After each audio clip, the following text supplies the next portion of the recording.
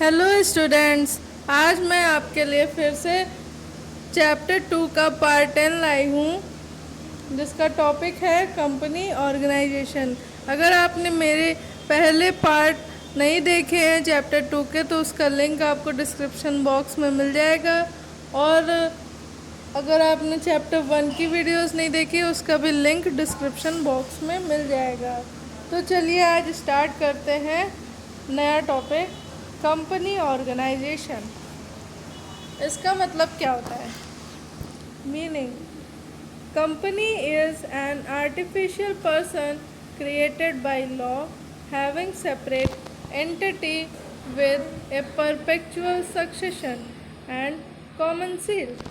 Company एक artificial person है जो कि लॉ के द्वारा क्रिएट की गई है और उसकी सेपरेट एंटिटी है, मतलब कि खुद की पहचान है, विद ए परपेचुअल सक्सेशन। अब परपेचुअल सक्सेशन क्या होता है? परपेचुअल सक्सेशन का मतलब होता है कि जब कंपनी इस्टेब्लिश हो जाती है तो कंपनी को अपने मेंबर से मतलब नहीं होता है, चाहे मेंबर आए चाहे जाए, चाहे उसकी डेथ हो गई हो, चाहे मेंबर बैंकरप्ट हो गया हो, लेकिन कंपनी चलती ही रहती है, तो उसे कहते हैं perpetual succession and common seal. और कंपनी की कॉमन सील भी होती है। Next heading, features. First, artificial legal person. A company is an artificial person created by law. A company is called artificial person because it is only a creation of law. ये तो अभी मैंने बताया है कि कंपनी एक artificial person है जो कि लॉ के द्वारा क्रिएट की गई है। It is an individual, invisible individual having no body and no soul. Company एक इनविजिबल पर्सन है जिसके पास ना ही कोई बॉडी है और ना ही सोल है। जैसे कि एग्जांपल लेते हैं, रिलायंस कंपनी। जो रिलायंस कंपनी है वो रिलायंस के नाम से जानी जाती है, ना कि अपने ओनर के नाम से। तो इसमें रिलायंस कंपनी एक आर्टिफिशियल पर्सन है जो कि पूरी वर्ल्ड में वही फेमस है। Second, separate legal entity. The existence of A company is separate and free from its number. Company एक सेपरेट एंटिटी क्रिएट करती है, मतलब कि खुद की अलग पहचान क्रिएट करती है, and free from its number. A company can keep property in its name. जो कंपनी है वो कोई भी प्रॉपर्टी अपने नाम पर खरीद सकती है। And inter into agreement, it can file suit against anybody. और किसी भी एग्रीमेंट पे वो सिग्नेचर कर सकती है और वो सूट भी फाइल कर सकती है किसी के against. And it can also be sued, मतलब कि कोई भी कस्टमर है जो कंपनी से सेटिस्फाइड नहीं है तो वो भी कंपनी के अगेंस्ट केस फाइल कर सकता है। All the liabilities and assets belong to the company itself and not to the owner। और जितनी भी लाइबिलिटी और एसेट्स हैं वो कंपनी की होती है, ना कि ओनर की। Third, perpetual succession. In this line, this feature is being highlighted are: members may come, members may go, but the company goes on forever। In line में बताया गया है कि मेंबर्स आते हैं जाते हैं,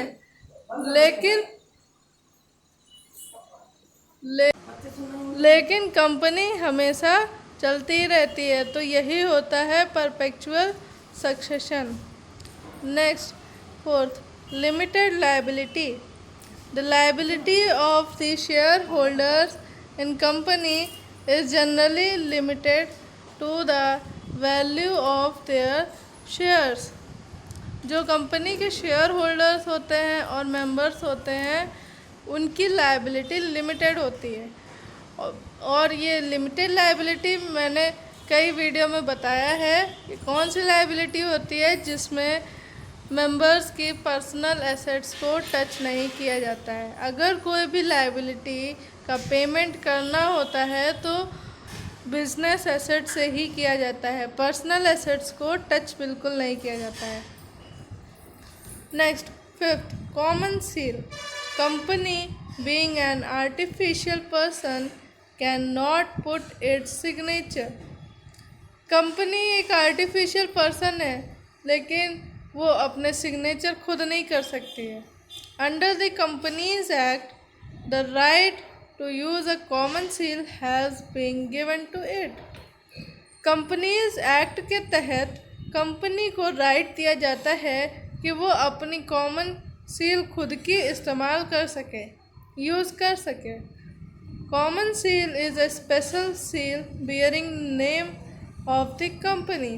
कॉमन सील एक स्पेशल सील होती है जिसमें कंपनी का नाम मेंशन होता है and which remains in the position of its secretary. मतलब कि वही स्टैम्प कॉमन सील वो हर जगह, हर जो भी एग्रीमेंट पेपर्स हो उस पर वो कर सकती है। Next heading, merits. Limited liability, ये ऊपर ही बताया कि कोई भी लायबिलिटी का पेमेंट करना हो तो उसमें मेंबर की पर्सनल एसेट्स को टच नहीं किया जाएगा, सिर्फ बिजनेस एसेट्स से ही पेमेंट किया जाएगा। Second, continuity. इसकी जगह पर हम परपेचुअल सक्सेशन भी कर सकते हैं। दोनों का मतलब सेम ही होगा कि अगर मेंबर चाहे आए चाहे जाए, चाहे बैंकक्रप्ट हो चाहे उसकी डेथ हो जाए, लेकिन कंपनी एक बार इस्टेब्लिश हो गई तो वो चलती ही रहेगी। Third, scope of growth and expansion. अब कंपनी इस्टेब्लिश हो गई तो उसने कुछ ना कुछ प्रॉफिट अर्न ही किया होगा। अर्न किया तो उसकी वजह से उसकी ग्रोथ हुई तो उसने अपना बिजनेस बढ़ाना शुरू कर दिया। Fourth, share transfer facility. अब कंपनी है, उसे फाइनेंस की ज़रूरत है तो वो फाइनेंस कहाँ से मंगाएगी? अपने शेयर्स को पब्लिक को देगी कि हाँ आइए मेरी कंपनी में मेरे शेयर्स खरीदिए। तो कंपनी में शेयर ट्रांसफ़र फैसिलिटी भी होती है। Fifth, efficient management. Efficient management का मतलब क्या होता है? कम से कम कॉस्ट में, कम से कम वेस्टेज में अपने गुड्स को बनाना। मतलब कि बिना कोई वेस्टेज किए और प्राइस कम करके प्रोडक्ट्स को कस्टमर तक पहुंचाना। Limitations. First, difficulty in formation. अब कंपनी एक आर्टिफिशियल पर्सन है जो कि लॉ के द्वारा क्रिएट की जाती है। अब जब लॉ के द्वारा क्रिएट की जाएगी तो इसमें पेपर वर्क भी बहुत होगा, जिसकी वजह से इसको इस्टेब्लिश करने में बहुत टाइम लगता है, बहुत डिफ़िकल्टी आती है। Second, lack of secrecy.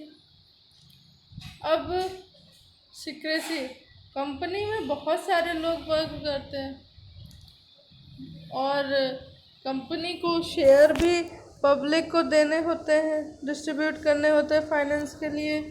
तो जब पब्लिक को शेयर इशू कराएगा तो उसे सारी इन्फॉर्मेशन भी देनी पड़ेगी पब्लिक को, और जो गवर्नमेंट है उसको कंपनी को जितने भी उसके अकाउंट्स हैं इन सबको भेजना पड़ेगा गवर्नमेंट तक। तो जिसकी वजह से कंपनी की जितनी भी इंफॉर्मेशन होती है सब शेयर कर दी जाती है, जिसकी वजह से सीक्रेसी नहीं रहती है। Third, lack of motivation. अब ज़्यादा मेंबर्स होंगे कंपनी में तो मोटिवेशन भी कम होगा। Fourth, delay in decision. अब कंपनी में बहुत सारे लोग हैं और अगर कोई डिसीज़न लेना है तो सबसे डिस्कस करना पड़ेगा, सबके पॉइंट ऑफ व्यू लेने पड़ेंगे, सबके अलग अलग डिसीजंस होंगे, तो उससे जो डिसीज़न लिया जाएगा वो लेट हो जाता है, तो delay in decision.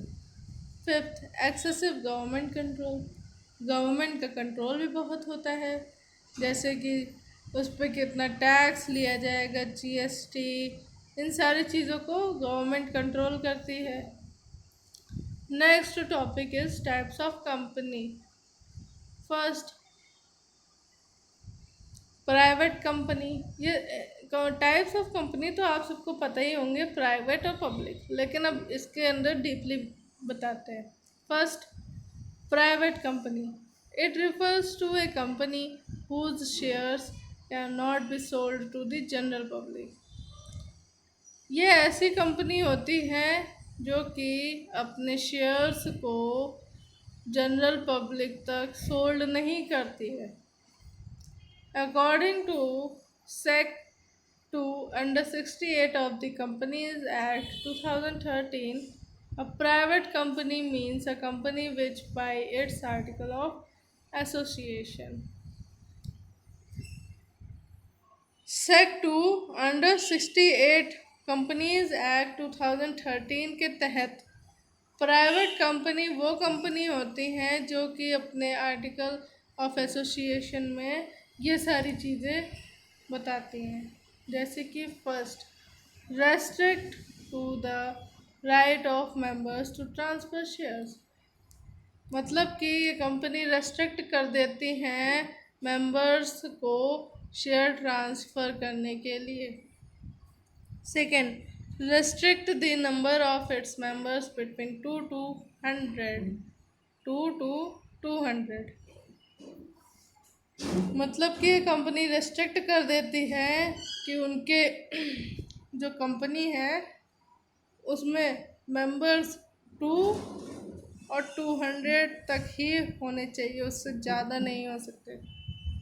Third, put a ban on inviting the public to subscribe to its shares and debenture। और वो कंपनी बैन भी कर देती हैं पब्लिक को इनवाइट करने से और उनके शेयर खरीदने से, शेयर्स और डिवेंचर खरीदने से। Fourth, put a ban on inviting the public to subscribe to its public deposit. और प्राइवेट कंपनी बैन कर देती हैं पब्लिक को इनवाइट करने से और सब्सक्राइब करने से जो उनके पब्लिक डिपॉजिट्स होते हैं। Next part is public company. It refers to a company whose shares can be freely bought and sold by members of the general public। ये वो कंपनी होती है जो कि अपने शेयर्स को फ्रीली खरीद सकती हैं, बेच सकती हैं मेंबर्स के द्वारा जनरल पब्लिक को। According to sec 2 under 71 of the companies act 2013, public company means a company which is not private. In other words, a public company is one which sec 2 under 71 of the companies act 2013 के तहत public company का मतलब होता है ऐसी company जो कि private ना हो। दूसरे वर्ड्स में पब्लिक कंपनी वो कंपनियां होती हैं जिनमें ये पॉइंट्स होते हैं। First, have no restrictions on the transfer of its shares. मतलब कि जो भी मेंबर्स हैं उन पर कोई भी रेस्ट्रिक्शन नहीं होता है कि वो अपने शेयर्स को ट्रांसफ़र कर सकें। Has no maximum limit on the number of its members. और कोई भी मैक्सिमम लिमिट नहीं होती है कि कितने मेंबर्स होने चाहिए, अनलिमिटेड होते हैं। Third, have No restriction on inviting the public to subscribe to its shares and debenture. कोई भी रेस्ट्रिक्शन नहीं होते हैं जो शेयर्स और डिवेंचर्स है वो पब्लिक इजीली सब्सक्राइब कर सकती है। Fourth, has no restriction on inviting the public to subscribe to its public deposits। और इसमें भी रेस्ट्रिक्शन नहीं होता है कि जो पब्लिक है वो इजीली सब्सक्राइब कर सकती है पब्लिक डिपॉजिट्स को। तो बच्चों आज के लिए आज इस वीडियो में बस इतना ही। और अब इस चैप्टर के मुश्किल से 2 या 3 पार्ट्स और बनेंगे, फिर उसके बाद ये चैप्टर भी फिनिश हो जाएगा। फिर हर संडे को एक लाइव टेस्ट कंडक्ट हुआ करेगा हर चैप्टर का। तो अगर मेरी वीडियो आपको अच्छी लगी हो तो लाइक और सब्सक्राइब कीजिएगा, शेयर कीजिएगा अपने दोस्तों को और कमेंट भी कीजिएगा। तो आज के लिए बस इतना ही। कल पढ़ाएंगे मेमोरेंडम ऑफ एसोसिएशन। तो अगर आपको मेरी वीडियोस की नोटिफिकेशन चाहिए तो सब्सक्राइब ज़रूर कीजिएगा और कमेंट भी कीजिएगा, जिससे कि मुझे वीडियो बनाने में खुशी हो। तो इसलिए आज के लिए बस इतना ही। Okay, bye bye. और जो भी डाउट्स हों वो कमेंट सेक्शन में आप पूछ सकते हैं। Bye bye.